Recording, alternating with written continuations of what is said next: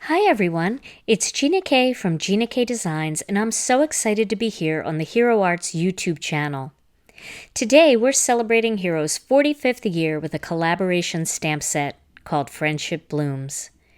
This beautiful stamp set can be used for all kinds of coloring and other stamping techniques, and today I'm going to show you a fun way to color the large floral image. I named this stamp set Friendship Blooms because it's amazing what can happen when two companies get together and extend a hand of friendship. Our friendship with Hero Arts is something I'll treasure forever, and our friendship certainly has bloomed into something wonderful. This large 6x8 stamp set has a beautiful floral image that's actually longer than a card front. And these huge flowers and leaves are perfect for all of your favorite coloring techniques. This set is also packed with friendship greetings that you can use for so many different kinds of cards. And now it's time to make a card. So to begin, I'm going to use some of the Gina K Designs faded brick cardstock, and I'm going to use an embossing magic pad all over the surface. I just want to remove any static and any oil or anything that might have touched the cardstock from my hands. Then I'm going to use this large image, the large floral image, and I'm going to place this down onto the cardstock. Now this image is much larger than the piece of cardstock, and it can be used in several different ways. You can bring it in from an angle on the side, or you can use it straight up and down like I'm using it for this card. Now I'm using it with my Misti stamping tool, but you can also put the stamp on its back, ink it up, and lay the cardstock on top with a little scrap paper, and that will do the trick as well. Now I'm going to ink up this stamp with some of our watermark and embossing ink. And this is great for all of your embossing powder techniques and other powder techniques. So I'm inking it up really well, and then I'm going to stamp it using the Misti stamping tool. And I'm just putting some nice pressure all over that because that is one huge image. Now once that's done, I'm going to use some embossing powder, and I'm going to sprinkle it all over my image. I keep my embossing powder in this little container. I have about 3 jars in there. I only do that with my white because I seem to use the white all the time.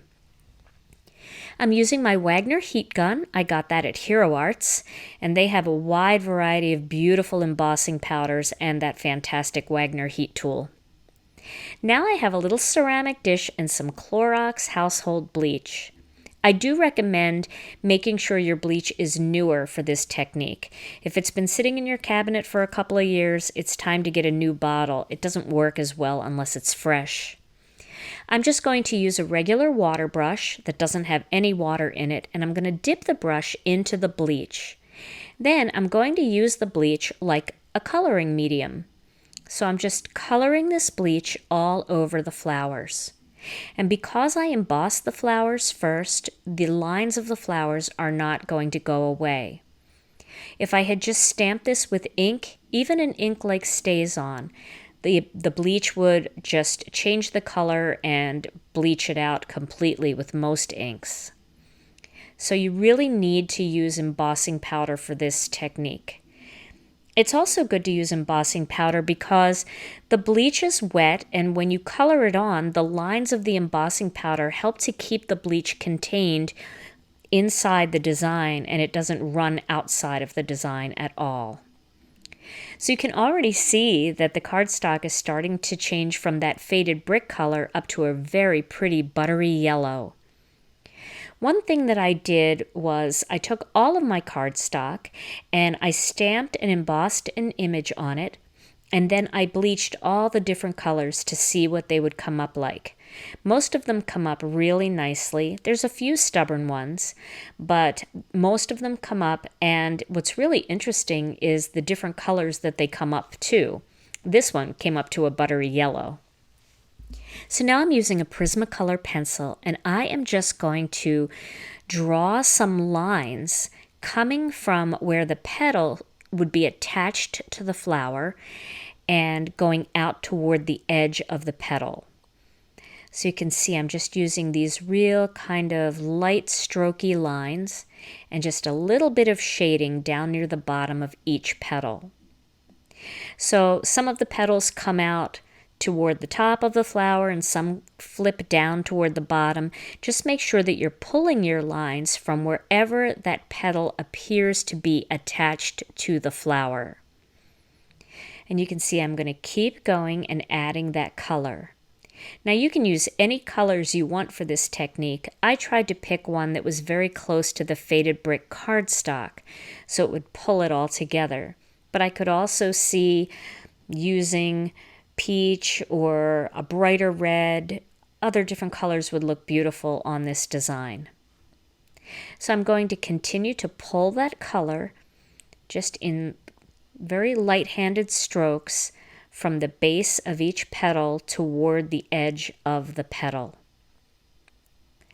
And you can see now that some of the flowers are colored, you can see all of that beautiful depth that we're getting just by adding these lines. It doesn't take any colored pencil skill at all to do this.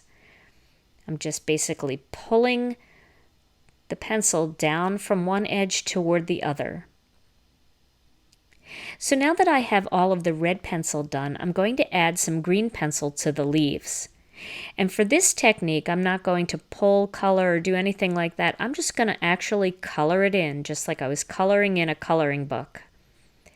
This just gives that little pop of green. These leaves are so tiny that it's really not that easy to do shading on them with colored pencil.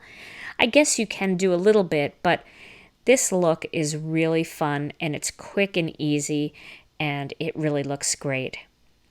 So that's what my finished colored design looks like. Now for this part of my card, I assembled it using a piece of white cardstock and then some honey mustard for the card base. And I used 2 of the Hero Arts Infinity dies. And this is a die set that I reach for over and over again for greetings and all kinds of elements. It's perfect for the greetings in this stamp set. So I stamped the greeting, embossed it, and then added a little bit of the leaves just to fill that in. So there's my finished card project, and I hope you'll give this technique a try. The new Friendship Bloom stamp set is now available at heroarts.com, and soon it will be available at retailers near you. Thanks so much for watching, and I'll see you again soon.